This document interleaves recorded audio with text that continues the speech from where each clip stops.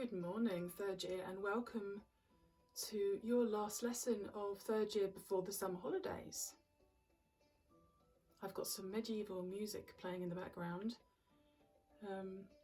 in the hope that it will instill a medieval atmosphere between student and teacher today. What am I going on about? Yeah, you listen, you do the work. Or you get hit with a stick. I think that's what they used to do in those days. Anyway, what we're going to do is we're going to look at Illuminated Manuscript, and we're going to combine it up with a bit of drawing of animals and letters of your name, so the initials of your name. So eventually, by the time you've got this piece of work done, I'm hoping you could have something that looks a little bit like this or this, and I'll put these up later to show you again. Okay, so animals turning into letters, or zoomorphic letters. Zoo obviously meaning zoology, morphic meaning morphing into something. And I'll give you a little bit of paper in a minute up here with some ideas about the sorts of things you can search for. So illuminated. Illuminated manuscript. Illumina, coming from the Latin word illuminare, which means to light up. And a lot of these manuscripts were so beautifully coloured that they appeared to be lit up from inside, the golds and the silvers in a lot of them, and then obviously just bright other colours as well. So if you can use colour for this piece, brilliant. You might not be able to, okay, but the origins of illuminated manuscript very much steeped in very bright colours. Also, because the people that would have been making these manuscripts would have been very well read, very intelligent, very creative people. They're mainly made by monks in monasteries and churches in the sort of 6th century onwards through to about the 15th century. And they were symbolising a new era of literacy and spiritual devotion amongst the people. So to be illuminated means that you are lit up from inside, you are well read, you understand the world, you understand maybe quite complex scientific or spiritual concepts, you know. So this is where illuminated comes from. Manuscript, manu, comes from the word manus, which means hand in Latin, manus, and then script, obviously scriptus, to write, or quite easily you can see words that you'll know that come from that. A scribe probably being one of the most well known, yeah, or a script if you're in a play and you're reading from your script, all comes from that fantastic language Latin, scriptus, to write, manus, from the hand. Okay. Oh my goodness, I could go on and on and on. I love Latin. Agricola means a farmer. Agriculture. Canis means a dog. Canine. Oh, it's really, really great. Anyway, something for another time. So yeah, we're going back in time to our illuminated manuscript. So there we go. Here's an example of an illuminated manuscript.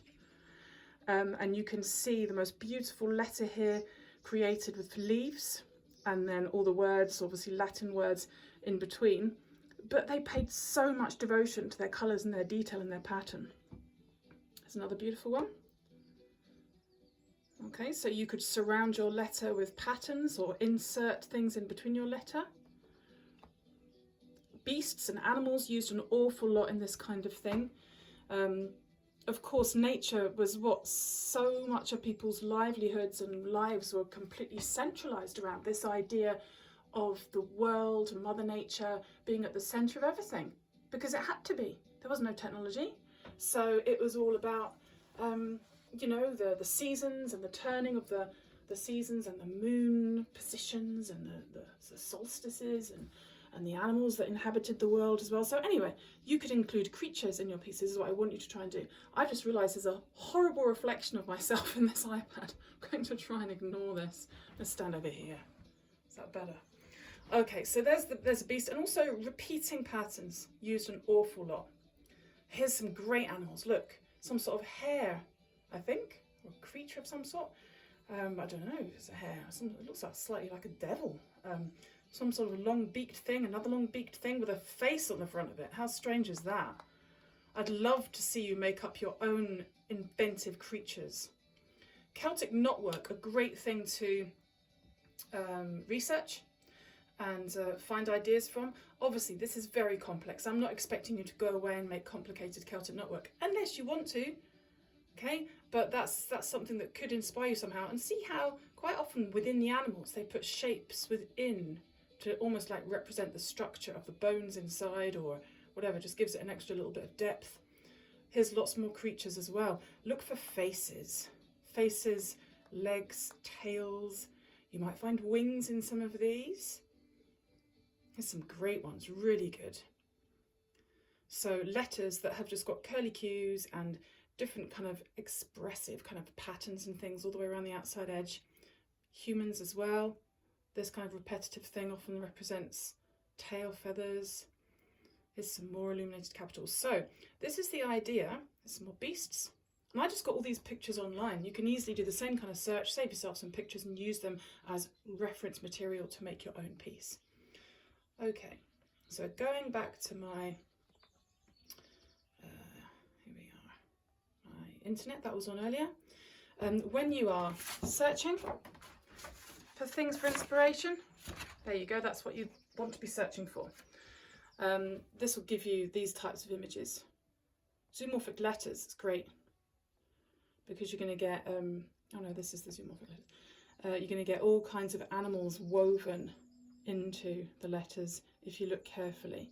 And like I said before, you could create your own. This does not have to be a real animal. It can be some sort of creature because, you know, tales were told in these days. How did anybody know what a whale looked like or what a shark looked like or I don't know, what a vulture looked like, or nobody knew because you couldn't snap a picture and stick it on Instagram.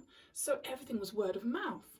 So sailors would come back from travels across the world and talk about, you know, enormous jellyfish they had seen or squid.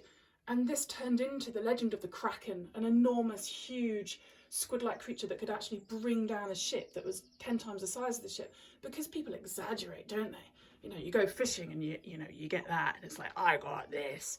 So yeah, this is what used to happen. And so this is why medieval times are a great period in history to be looking at for fantastical creatures, fantastic beasts. So this little project is going to be completely different to other stuff we've done so far. So far it's been very much based around, well, a lot of observational drawing, a lot of portraiture, looking at your own faces, and looking out your window or looking at a piece of fruit and veg and being quite observational. This is going to involve observational work too, because you've got to look carefully at the shapes, but I want it to be quite imaginative as well. Okay, so there's a lot that you can look at there to get ideas, and what I'm going to do now is do my own little example for you. I've begun by doing a rectangle on my page and another smaller rectangle on the inside of that.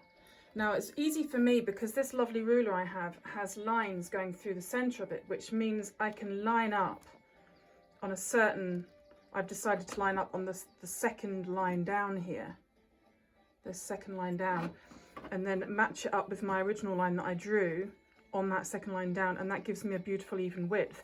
The other way, of course, to do it would be to just, you know, literally measure in. This happens to be 1.5 centimetres all the way around, roughly. I've been fairly fast. Yeah, roughly 1.5 all the way around. So I've got myself a nice frame. Okay. Now, once you've done that, you then want to divide up your frame further to give yourself plenty of lovely windows to put repeated patterns into the outside edge like this person's done here. So I'm going to do that now, and hopefully it will start to take shape.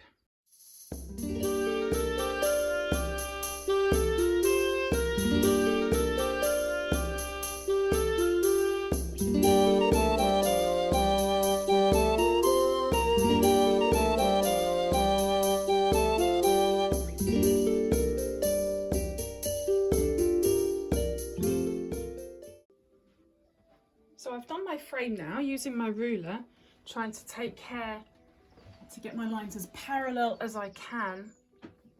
And I was just holding my ruler up like this and then moving it up and trying to make sure I was moving it up, you know, evenly rather than in a squint fashion. Okay, and just being careful to try to get everything as even as I possibly could in the time that I've got. That probably took me maybe 10 minutes, something like that, maybe a little bit under.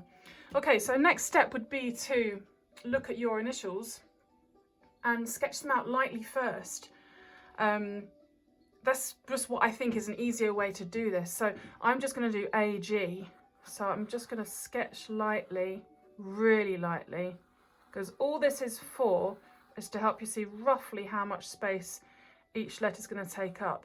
And then you can adjust and you can add bits on. So, bit like that maybe. Okay. And what I would do now is I would start to create my fantasy creatures. Okay, so I'm going to get some inspiration online and try and see if I can add something in. Don't know if I'll get the whole thing done, but I'll do my best.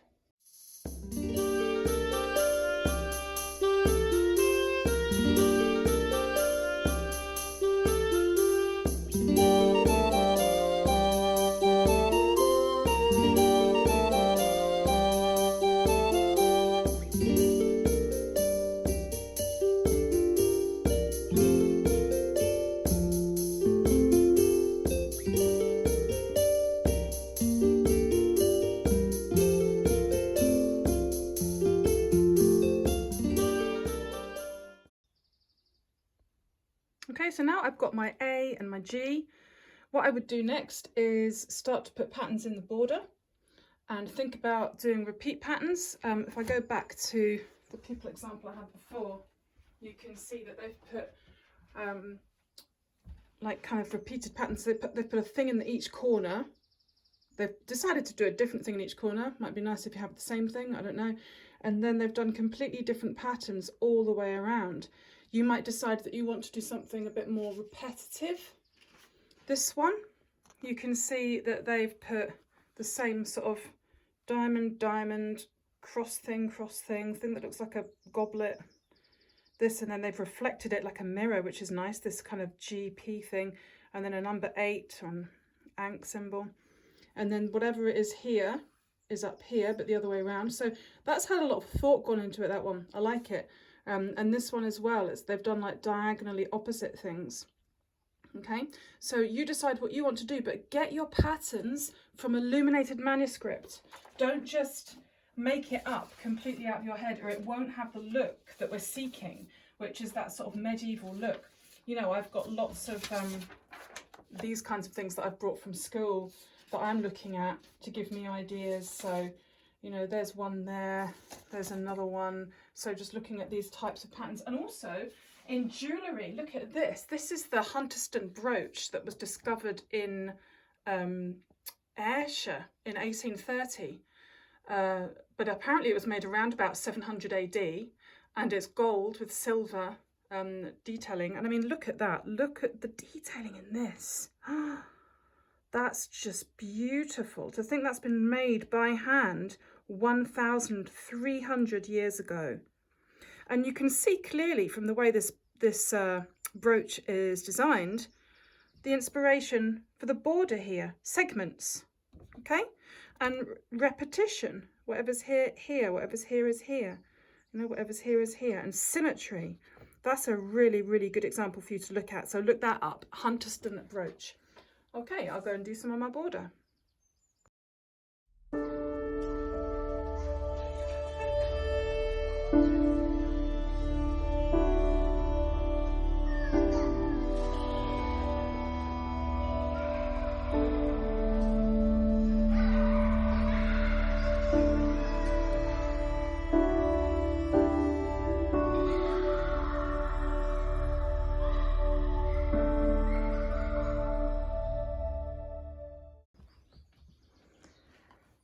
So I've got my piece finished as far as I can. I would have liked to have done more, but I don't have the time to get this completely done to the standard I'd normally try to, because your lesson is in about an hour and I've got to get this all stitched together and ready on YouTube. So I'm going to say goodbye now from my one. But what I want you to do is to try to get this done with as much detail as you possibly can. Look at the background behind the letters in this one. Just stunning. So she's put these little egg shapes with extra patterns in, and she's outlined her letters in a little bit more thick pen.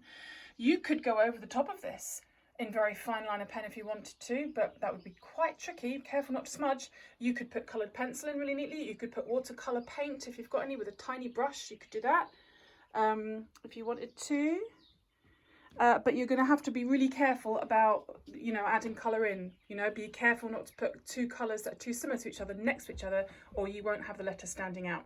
Okay, so I'm going to go and get this onto YouTube, and I want to say goodbye for now, and just try your hardest with this and enjoy. Okay, this is all about enjoyment apart from anything else, and letting yourself go a bit, having fun, creativity, and, you know, we'll all get through this really bizarre time. Do you know, at the end of all of this, people are not going to remember very much apart from the boredom and the repetitive nature, and well, some people might remember all kinds of other things, but I think also the idea that the arts got us through this. Okay, creativity got you through.